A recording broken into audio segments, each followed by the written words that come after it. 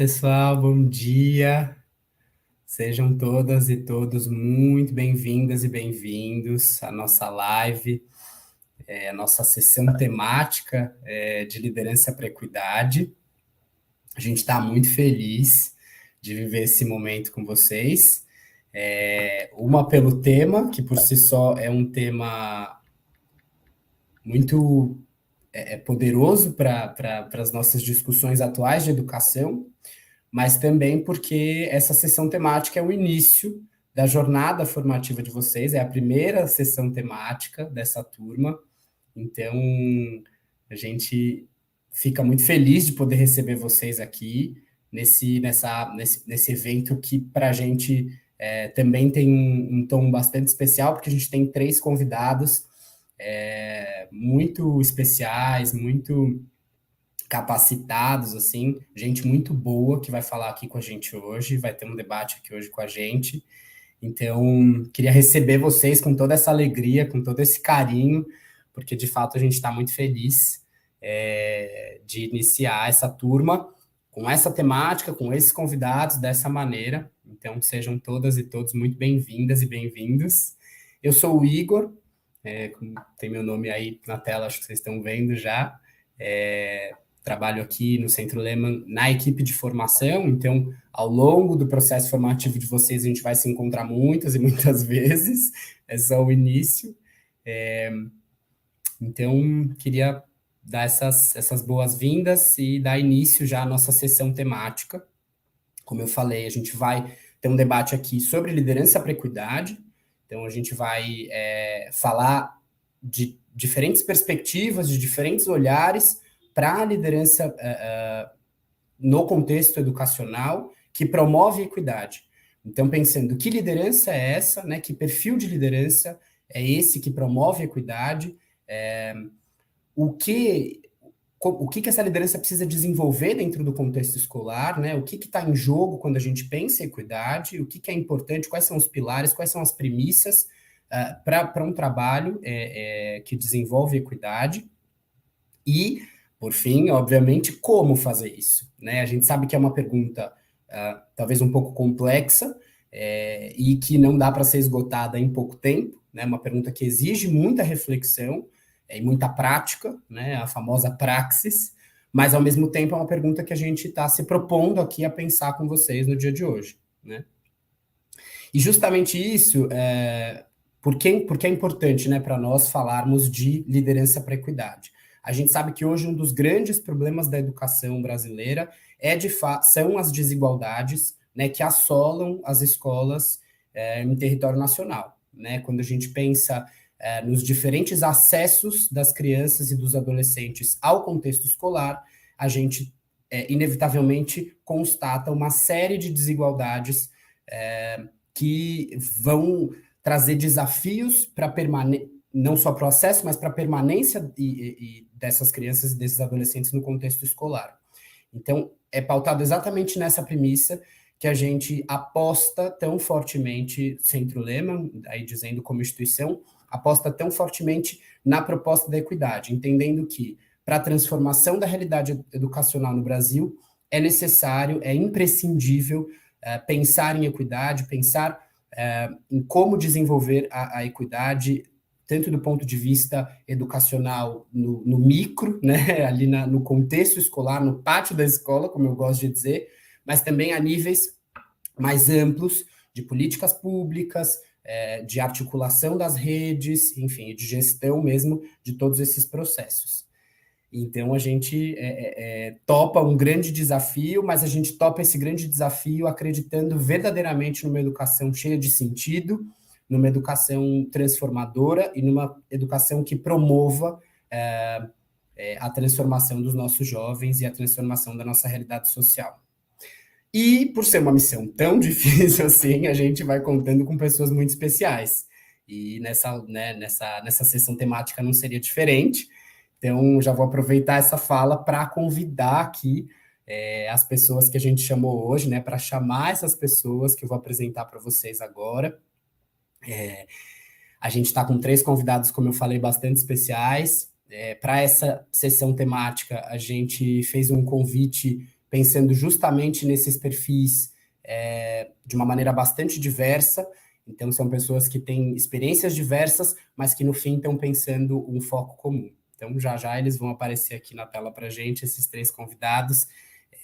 Mas a gente, adiantando já, tem aqui hoje a participação e a presença do Jósimo Constant, do professor Renato Nogueira e da professora Janaína Barros, que vão estar aqui na nossa sessão temática de hoje para discutir a liderança para a equidade junto com a gente.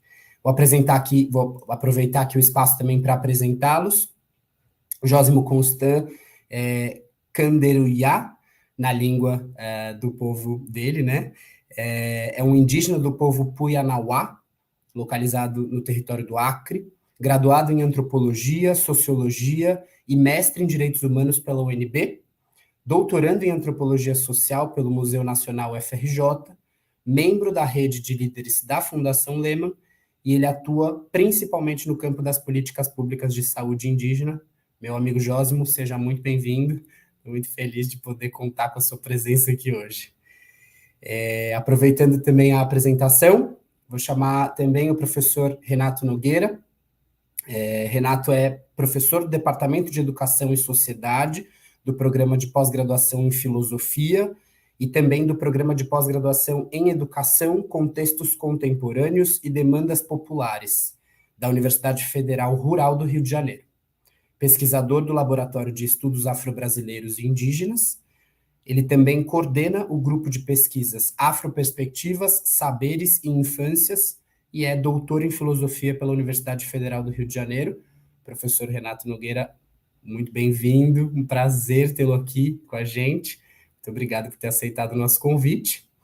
E Janaína Barros, também convidada aqui, já está aparecendo na nossa tela, Janaína de Ceabra, na Bahia, é formalmente professora de formação e coordenadora pedagógica de escolas públicas da Bahia há mais de 20 anos. De coração, é inventora e experimentadora de metodologias de escuta, o que tem a permitido transformar índices de aprendizagem e de evasão escolar na região em que ela atua. Em 2013, Janaína recebeu o Prêmio de Gestão Escolar da América Latina Vitor Civita, e em 2018 foi reconhecida pelo Prêmio Espírito Público, que reconhece servidores públicos em todo o país. Atualmente, no Colégio Estadual do Ceabra, ela é também autora de cursos da plataforma Nova Escola e mentora da formação continuada de professores do Programa Ensina Brasil e do Instituto Chapada, além de palestrar representando a Fundação Lehman, Itaú Social, Instituto Unibanco e Instituto Ayrton Senna. Janaína, muito bem-vinda, né? Seja acolhida aqui por nós também. E meu time está completo, né? Esses três convidados maravilhosos. Eu queria dizer pessoalmente que eu estou muito feliz de ter vocês três aqui. Para a gente é uma honra, mas pessoalmente também tem um significado muito importante para mim, porque estamos diante do Jósimo, que é uma pessoa indígena, Renato Nogueira, um homem negro que tem pensado essas perspectivas amplamente, e Janaína, também uma mulher negra que tem atuado de maneira brilhante. Então, para mim, é uma honra e um privilégio poder compor essa mesa com vocês. E aí já vou chamar para essa primeira parte aqui da nossa conversa o Jósimo, perguntando, Jósimo, justamente para você, assim, como é que você entende essa liderança do século XXI? Quem é essa pessoa que promove equidade, que lidera para a equidade? Qual é esse perfil, né, dessa pessoa? Queria que você trouxesse um pouquinho das suas reflexões para a gente poder iniciar o nosso debate. Tá bom? Tá bom. Então, Igor, em primeiro lugar, né, muitíssimo obrigado pelo convite. Também gostaria de saudar a todos, né, saudar a todos que estão assistindo a palestra, né, o professor e a professora Janaína. Falar sobre essa liderança do século XXI é um tema muito urgente e também um tema muito importante, né, porque nós, povos indígenas, né, em especial aqui o povo Puianauá, que localiza-se no município de Massulima, no estado do Acre, nós viemos de uma liderança, nós viemos de uma tradição, né, ainda muito forte. O nosso líder, né, o nosso líder antigo, que tinha por nome de Vaughan Kahn, era um líder que ele conduzia o povo, né, dentro das tradições, é um povo que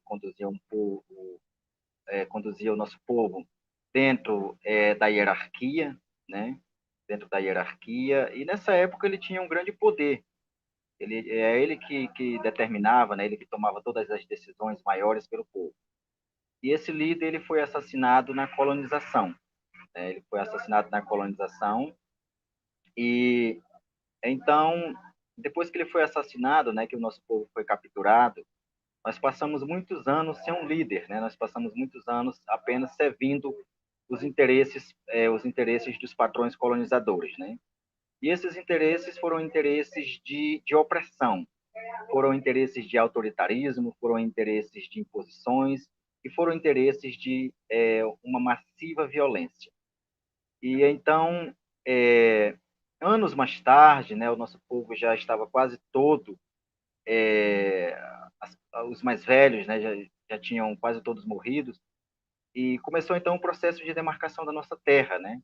O processo de demarcação que iniciou-se com a chegada da antropóloga Delvair Montagnier em 77, e então foi escolhido um novo cacique, né? Foi escolhido um novo líder para o nosso povo.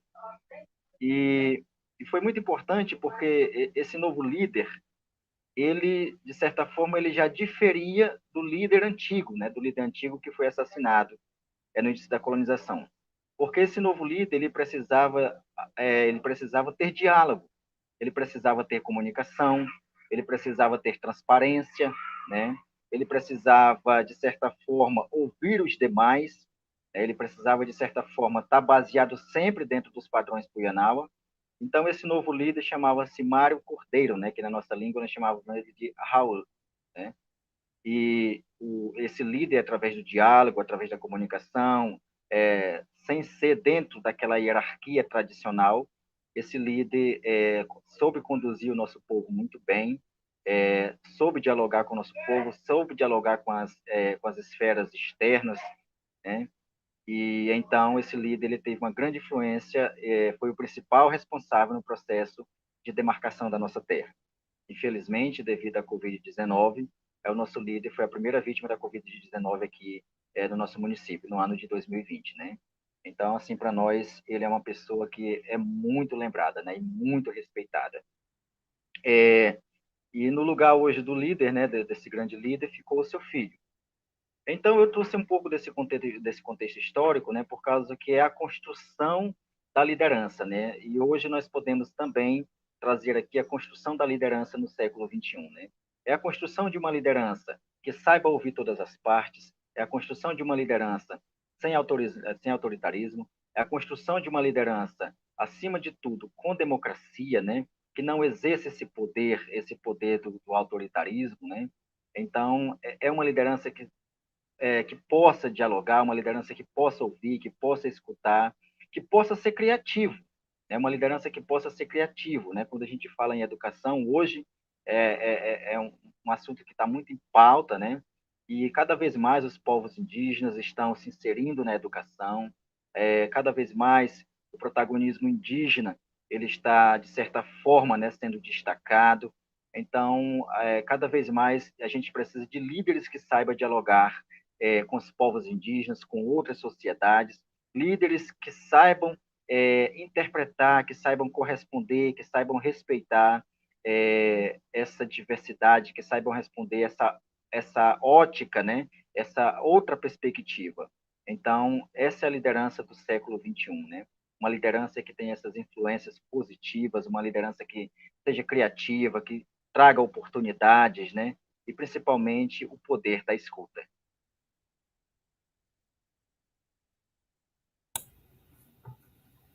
Perfeito, Jósimo. E é muito isso que você traz, né? É tão importante quando a gente pensa o processo de liderança, mas que também, de alguma maneira, dentro das próprias etnias indígenas, e aí cada uma com a sua especificidade, né? Cada uma com a sua diferença, mas o tanto que a gente pode aprender também com esses modelos de lideranças que vêm dos povos indígenas, né? Quer dizer, como que é esse processo dentro da sua aldeia, assim, né? Você que está aí na aldeia agora, exatamente, assim, como que se dá esse processo de liderança dentro da aldeia e o que você destacaria como ferramenta principal, assim, justamente para essa liderança democrática, né? É. Então, no nosso povo no nosso povo é pela hierarquia, né? Nosso povo é pela hierarquia. Como, por exemplo, né, teve o cacique que foi o nosso último cacique que foi assassinado. Aí, muitos anos lá na frente, foi escolhido um novo cacique. Aí, esse cacique emérito, né, que faleceu ano de 2020, mas, assim, já atuava politicamente o seu filho, né? Já atuava politicamente o seu filho. E o atual cacique, né, quando ele se ausentar, né, das suas atribuições, será o filho dele. Então, para nós, para o povo Puianava, funciona pela hierarquia, né? E esse novo líder, né, esse novo líder de hoje, dentro das sociedades indígenas, eu acho que o principal atributo desse índio, ou melhor, o principal atributo desse indígena, né, o principal atributo dessa liderança é essa ausência do poder autoritário, essa ausência do poder é, desse poder que muitas vezes dentro de muitas sociedades indígenas é um poder ainda muito forte, né, onde o líder ele tem voz para tudo, né, onde ele tem voz para tudo. Vamos supor assim que o líder ele domina, né, ele manda no seu povo. Então, hoje para a gente, o que tem se destacado muito é essa ausência do poder. Não quer dizer que o líder não tenha esse poder, mas ele tem esse poder principalmente para dialogar, para buscar oportunidades, para conversar, para resolver os conflitos sociais, né? Para ter essa imagem desse líder, né? Ter essa imagem desse líder, mas não um líder autoritário, né? Não um líder que tem aquele poder de dominância, que imponha o medo, né? Que imponha o medo, mas sim que imponha vontade nos demais, né? Que ponha oportunidades, né? Que ponha criatividade, né? Que tenha a comunicação. Então, hoje, para a gente, esse é o líder do diálogo, né? Não mais é o líder daquele poder de dominação. Perfeito. É exatamente esse ponto, né, Josma? Assim, como que a gente constrói uma liderança que, de fato, seja um líder, uma líder, e não um chefe, né, nesse modelo autoritário, né? Quer dizer, a importância do líder estar a serviço da comunidade, ao contrário da comunidade estar a serviço do líder, né? O líder, ele tem esse desafio. Muito obrigado pelas suas primeiras contribuições. E pensando já exatamente nesse perfil de liderança, a gente entende que no contexto escolar é importante, e obviamente, né, fora também do contexto escolar, mas trazendo aqui esse recorte especificamente, é importante que a gente entenda como é que a diversidade dialoga exatamente com essa ideia de equidade, né? Quer dizer, será que é possível desenvolver equidade sem um perfil, sem um grupo de liderança que atenda também a algumas ideias de diversidade? Ou seja, quando a gente tem um líder, né, uma líder, um grupo de líderes que compõem somente uma parcela de um determinado grupo, será que esse líder, essas líderes vão conseguir dar conta, vão conseguir liderar para a equidade, vão conseguir desenvolver a equidade? Acho que é uma pergunta que a gente precisa pensar. E justamente para refletir um pouco sobre isso, queria chamar aqui o professor Renato Nogueira, que vai trazer para a gente uma perspectiva de como é que a diversidade está atrelada com a equidade, né? Quando a gente fala em equidade, a gente naturalmente associa com diversidade, mas como é que esses conceitos dialogam, né? Então, professor Renato, queria ouvir um pouquinho das suas reflexões de como é que você entende justamente esse diálogo entre a diversidade e a equidade, né? O que essas duas coisas têm a ver? Obrigado, bom dia a todas as pessoas que estão aqui conosco, aqui no evento. Agradecido aqui por esse convite, a gente conversar de um tema tão necessário, tão relevante como esse, a relação entre diversidade e equidade. Eu quero trazer uma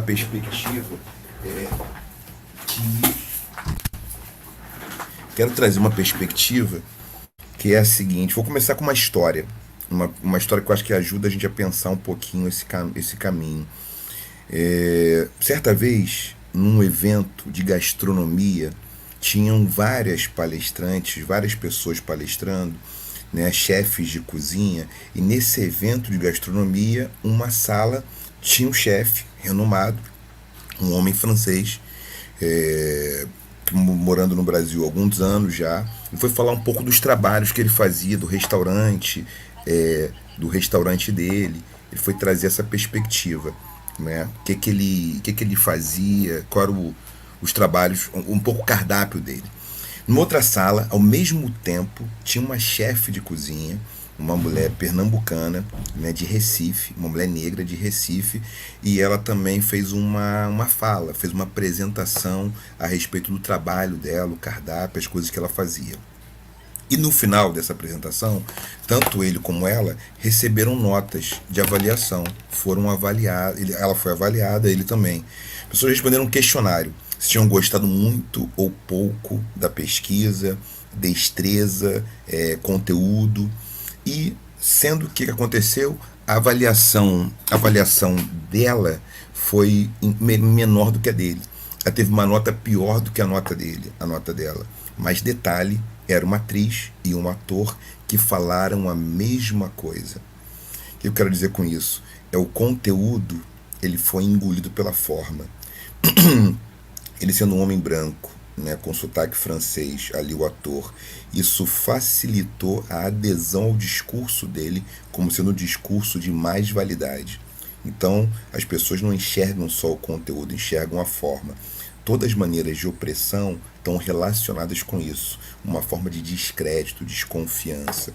Então ela foi menos confiável na capacidade de apresentar o seu trabalho de gastronomia. E era uma atriz, e ele um ator, e os grupos eram grupos semelhantes, né? Tinham 50 pessoas numa sala, a outra também, a mesma quantidade de mulheres, mesma quantidade de homens, pessoas brancas, pessoas negras, né? Então foi um teste, e nesse experimento a gente pôde ver o seguinte, nesse experimento, que como é que a relação, como é que o racismo se manifesta. O que está em jogo? Racismo também, misoginia, patriarcado, estão ali relacionados, formas de opressão. Diversidade tem relação, justamente, falar em equidade, tem relação com a seguinte perspectiva. É importante que a diferença não se transforme em desigualdade, e ao mesmo tempo que a igualdade não seja compreendida como homogeneização, como as pessoas ficarem da mesma maneira, todo mundo ter que ser igual. Isso leva à noção de equidade. Equidade está relacionada a reconhecimento de direitos, reconhecimento da validade, reconhecimento da humanidade. Então, quando a gente fala em diversidade e equidade, a relação é justamente a garantia do direito ao reconhecimento para todas as pessoas. E isso no circuito social, na sociedade, significa também ampliação de repertório. E quando a gente fala disso na educação de alguma forma na sua instância, que é a escola, ou em outras instâncias formais ou não formais, a educação está relacionada à produção de subjetividade. O que eu estou a chamar de subjetividade aqui: modos de pensar, modos de sentir, modos de desejar. Né? O que acontece nessa instância da escola tem relação com isso. Né? As áreas de conhecimento, elas ajudam a modular o nosso imaginário, a modular nossa forma de lidar com o conhecimento, a modular as formas de a gente manejar os dados. E isso faz com que a gente possa, de alguma maneira, e aí tem uma legislação, a Lei 10.639 em 2003, depois 11.645 em 2008, que vão instituir obrigatoriedade de conteúdos de história e cultura afro-brasileira, africana e dos povos indígenas. Por quê? Para desfazer, aqui uma coisa importante na escola, o racismo epistêmico, que é invalidar, que é ter um tipo de injustiça cognitiva. Então tem uma categoria, tem uma expressão conceitual que é injustiça cognitiva, que está relacionada a essa invalidação de fontes de produção de conhecimento que não sejam, né, eurocêntricas, que não sejam ocidentais. Então, o papel da escola, de alguma forma, da educação, é mobilizar o nosso interesse e a nossa capacidade de validar conhecimentos que tenham os mais variados repertórios, das mais variadas matizes culturais. Isso possibilita justamente que a gente tenha uma sociedade mais plural e uma sociedade que ela tenha mais capacidade de lidar com os problemas que são de todos nós. Então, diversidade tem relação com equidade à medida que a garantia da diversidade, a garantia que a diferença não é desigualdade, não significa um lugar de fala mais privilegiado, não significa que algumas pessoas tenham mais direitos. Isso dá em todas as formas, né, como as discriminações acontecem. Uma pessoa negra recebe um olhar de desconfiança em muitas lojas, muitos espaços. A gente tem muitos dados mostrando que os jovens negros são mais abordados pela força policial. Isso está relacionado a uma desconfiança, né, que desse corpo a uma fantasia. Então, combater a discriminação é também abandonar uma fantasia coletiva perigosa que coloca a vida de muitas pessoas em risco, seja pelo acesso à informação, acesso a recurso, acesso aos direitos e à riqueza, ao patrimônio da humanidade. Então, nesse sentido, quando a gente fala em voltar à pergunta aqui, Igor, que isso me faz, a relação entre diversidade e equidade nessa história, né, nesse experimento social, se marca com isso. É importante que a gente enxergue o conteúdo. Então, à medida que as pessoas são avaliadas por uma fantasia, por um estereótipo, né, por uma imagem que é construída histórica e socialmente, a gente desabilita a possibilidade de enriquecer os nossos repertórios e as soluções para problemas de toda a sociedade. Então, porque tem tecnologias culturais de povos indígenas, tecnologias culturais da cultura negra, cultura afro-brasileira, que podem contribuir bastante para uma sociedade mais justa e mais plural. Parto para a finalização desse nosso primeiro momento. Um exemplo disso é que algumas culturas, como os guaranis e tantas outras, né, dos mais de 300 povos indígenas no Brasil, e, por exemplo, culturas como o povo da Gara no continente africano, como o povo Zulu, eles têm um tipo de ritual que faz com que os meninos, quando eles cresçam, eles aprendam que não podem atuar apenas como guerreiros. O que isso faz com que nessas comunidades a gente não tivesse notícia de feminicídio, porque tem uma maneira de produzir a subjetividade masculina, a performance masculina, que não é só pelo uso da força. Então, a diversidade tem a ver com a equidade, porque ela justamente propicia a garantia da vida humana, o direito à vida, o direito às condições de mais qualidade de vida para toda a sociedade. Voltando a essa história, então nas comunidades zulus, por exemplo, nos guaranis, que tem rituais distintos, mas que esses rituais dizem para os meninos que eles devem crescer e não atuar sempre com o uso da força diante dos conflitos. Isso faz com que os homens tenham uma subjetividade que não passe só pelo imaginário da força, da disputa ou da linguagem da violência.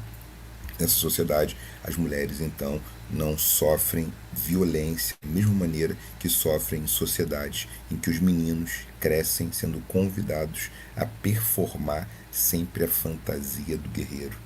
Então, a diversidade, ela também é justamente a grande possibilidade da gente encontrar novas respostas para velhas perguntas, ou, na verdade, respostas já antigas que a gente desconhecia para aquelas questões que nos assolam e que todas as pessoas precisam se debruçar para construir uma sociedade mais plural, que os recursos e que a riqueza material, a riqueza cultural possa ser compartilhada por toda a sociedade.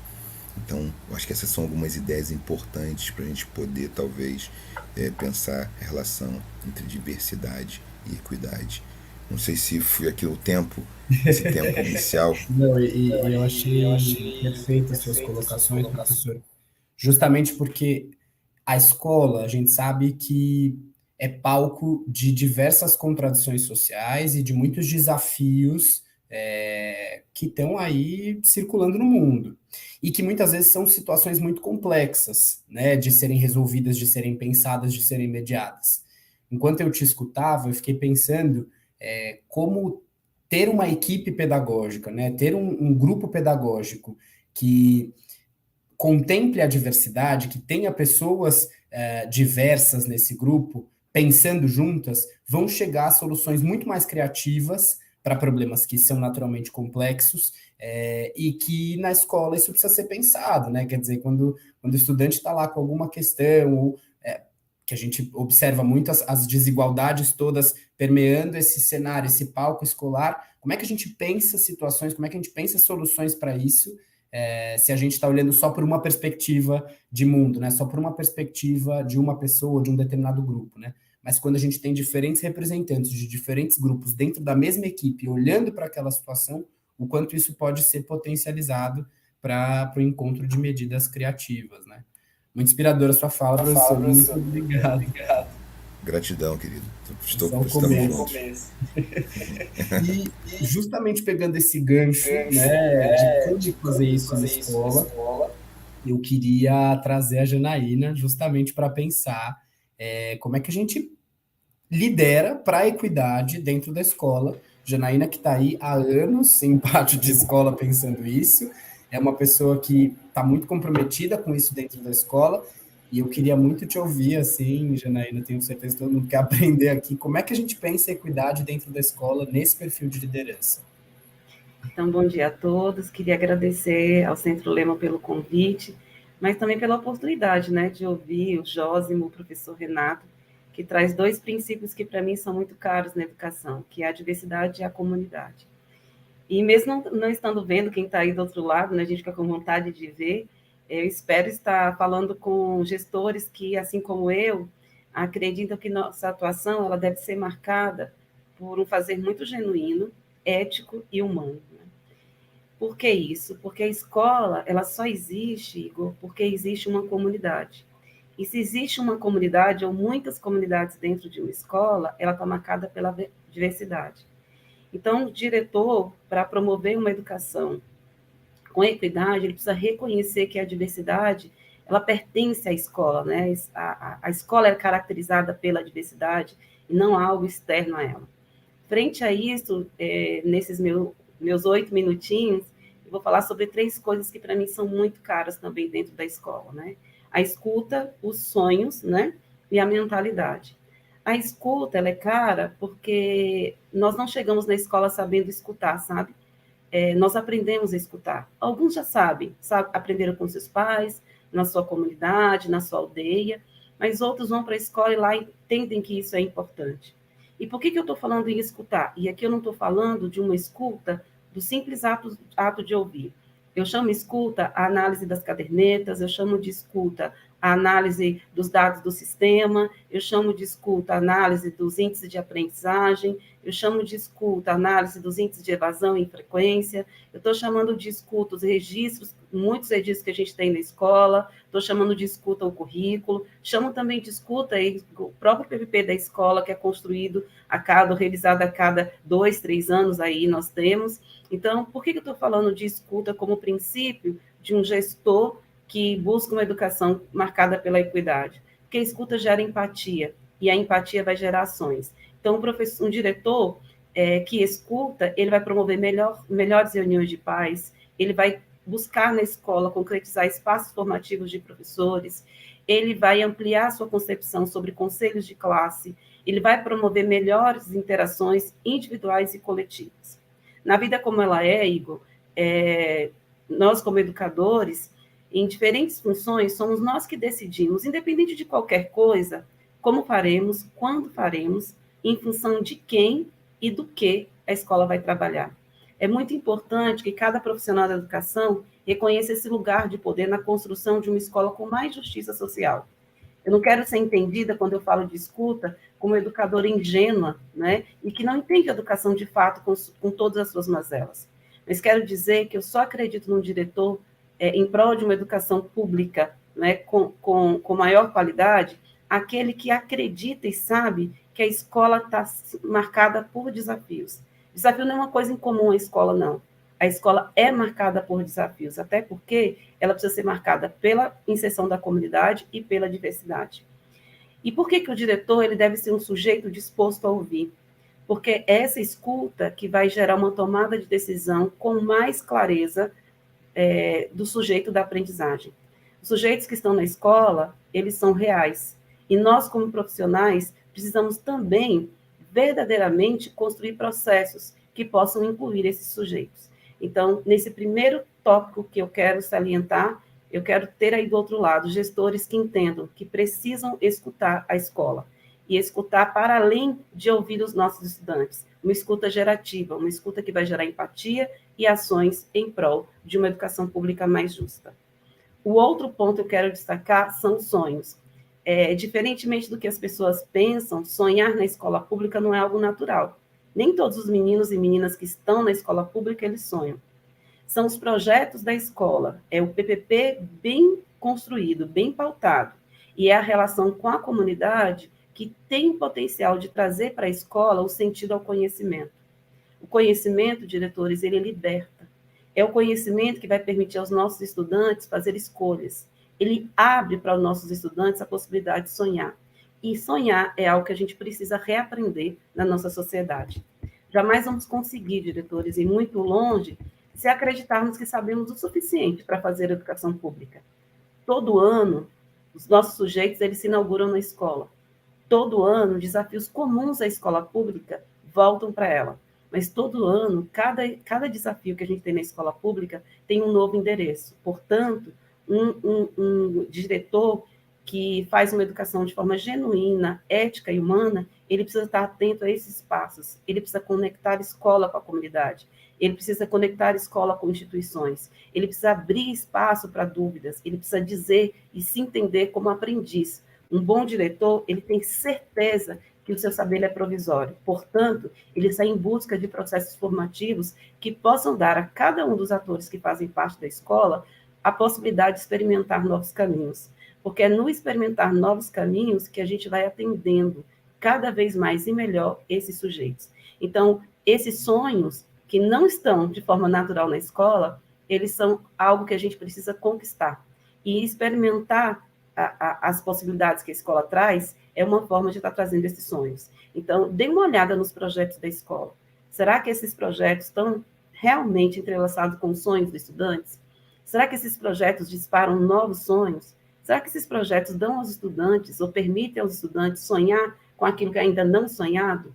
Dê uma olhada no seu PPP. Como está a comunidade ali representada?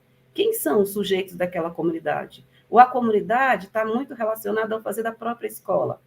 Quem é a curandeira da sua comunidade? Quem é a parteira? Quem é a cozinheira? Quem é o melhor pedreiro? Quem é o presidente da associação? Quais são as comunidades quilombolas? Quais são os chás, as comidas? Quais são as lutas? Quais são as batalhas? Será que o PPP da sua escola representa de fato a comunidade na qual sua escola está inserida? Lembre-se, a escola só existe porque existe uma comunidade. Tá? E como terceiro ponto que eu trouxe, uma mentalidade. Por quê? As aprendizagens e a ausência de aprendizagem na escola estão muito, muito atreladas a questões sociais, a questões de gênero, as questões de raça, para citar só algum. Esses elementos, muitas vezes, eles determinam se os alunos terão ou não o direito de aprender. Eles estão, muitas vezes, nascem fora da escola, mas eles entram na escola e isso precisa verdadeiramente impactar a liderança. Sendo assim, nenhum líder de fato genuíno, nenhum líder ético e nenhum líder com um senso latente de humanidade, ele vai fazer uma liderança sem pensar em quem são os sujeitos dessa aprendizagem. Tá? E por isso, e a partir disso, esse líder, ele instaura novos processos. Ele põe sobre a mesa o que está latente nessa comunidade. Tá? Outra coisa que a mentalidade de um líder impulsiona é evitar a evasão e reprovação. Todos os estudantes vão para a escola aprender, mas nem todos permanecem. E alguns, para permanecer, Igor, precisam sentir amados e pertencentes. Outra questão da mentalidade dos diretores é gerar impactos com transformações sociais verdadeiras e reais. Essas transformações sociais precisam estar centradas no estudante. E esse estudante precisa se sentir numa escola em volta de um ecossistema que o protege, que o ajuda a seguir adiante, que o permita sonhar e, acima de tudo, que sejam libertados pelo conhecimento. Igor, esse é o gestor que eu espero na escola pública. Uau, Janaína! Nossa, assim, é muito emocionante te ouvir. Eu acho que esse é a primeira que você deve escutar muito isso, mas também é muito inspirador, sabe? Pensar que é possível ser um líder, ser uma líder, exatamente a partir dessa perspectiva dentro da escola, porque você faz um trabalho assim, porque tem muita gente que também faz um trabalho assim, e porque a nossa ideia aqui é inspirar, exatamente trazer outros e outras para essa mesma perspectiva, né, Janaína? Assim, é aliciar no sentido bom dessa palavra, né? Às vezes a gente usa essa palavra de um jeito meio torto, mas aliciar mais pessoas para esse nosso grupo aqui. Muito obrigado, Janaína. Eu queria, para a gente poder encerrar, chamar, né, também Jósimo e Renato aqui na tela, para poder fazer um encerramento assim, com todos nós aqui, porque eu entendo também que todas as falas que foram trazidas aqui se conectam e estão muito bem costuradas entre si, na medida em que quando a gente pensa, né, uma liderança que promove equidade, como o Jósimo trouxe, é alguém que tem esse compromisso com o humano, né, alguém que tem esse compromisso com o coletivo, né, então uma liderança que promove equidade é alguém que pensa exatamente no coletivo e não em si mesmo, né? Está a serviço do coletivo e não o coletivo a serviço de si, mas também que olhamos, escutando ali o professor Renato, né? Fiquei pensando o quanto essa diversidade do próprio grupo de lideranças chega muito mais longe no pensar de questões complexas e desiguais, justamente porque tem ali diferentes perspectivas olhando para o mesmo cenário, né? Diferentes perspectivas de pessoas olhando para uma situação, para um problema, para uma realidade. Né? Então, a importância da diversidade no grupo de liderança e o quanto isso é potente, o quanto isso é poderoso, mas também, Janaína, com a sua fala final, pensando, né, essa liderança na escola, o quanto ela precisa acreditar que todo estudante é capaz de sonhar, né, ele sonha, ele tem sonhos e é capaz de aprender, né, muito mais do que sonhar, ele tem possibilidade de aprender. Cada estudante, todo estudante tem a possibilidade de aprender, carrega em si mesmo a potência da aprendizagem, independente das desigualdades, e aí a escola tem esse papel de fornecer as diferentes estratégias, as diferentes oportunidades para que todos e todas possam aprender de uma maneira tão potente quanto qualquer outro, né? Todo mundo aprender de uma maneira forte, de uma maneira transformadora, né? Mas uma fala que eu queria também encerrar aqui, fechar um pouco esse debate, né? É o quanto a escola deve se abrir, né, para o mundo e ensinar o estudante a sonhar nesse mundo, né? Então, trazendo vocês três aqui, a gente junto conversando, né? Eu trago essa provocação de como é que a escola está dialogando exatamente com pessoas diversas, né? Com os povos indígenas, com os povos negros, com, enfim, pessoas com diferentes necessidades. Como é que essa diversidade está sendo vivida na escola? Né? Quem são essas pessoas? Como é que isso está sendo pensado dentro da escola? Né? Então, queria deixar aqui essa fala de encerramento. Agradecer mais uma vez vocês, né, pelo aceite do convite. Queria saber se vocês querem dar uma palavrinha final, um encerramento assim.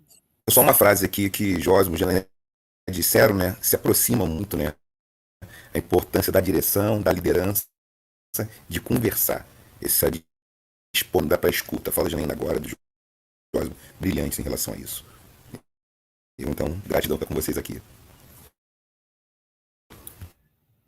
Obrigado, professor Renato.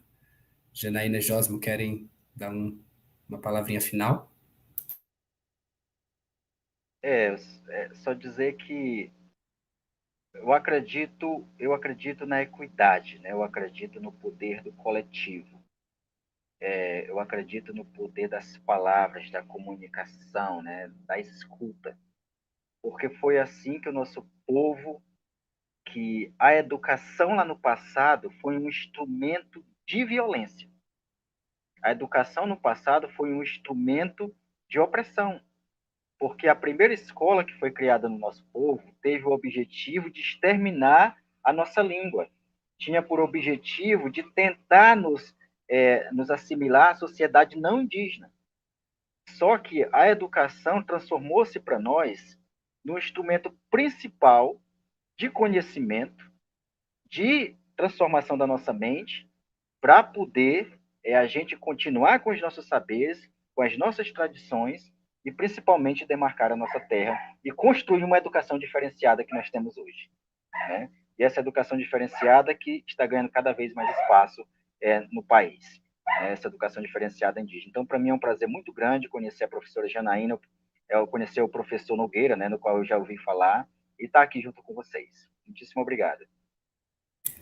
Obrigado. Janaína quer também fechar aqui um pouquinho para a gente com uma palavrinha? Acho que agradecer, né, conhecer o professor Renato, Josmo, a gente já se esbarrou por aí, né, mas dizer que ouvir na escola é um ato de resistência, tá? Então, que a gente possa praticar essa escuta na escola, para incluir aqueles que são excluídos e que já está, muitas vezes, naturalizada essa exclusão.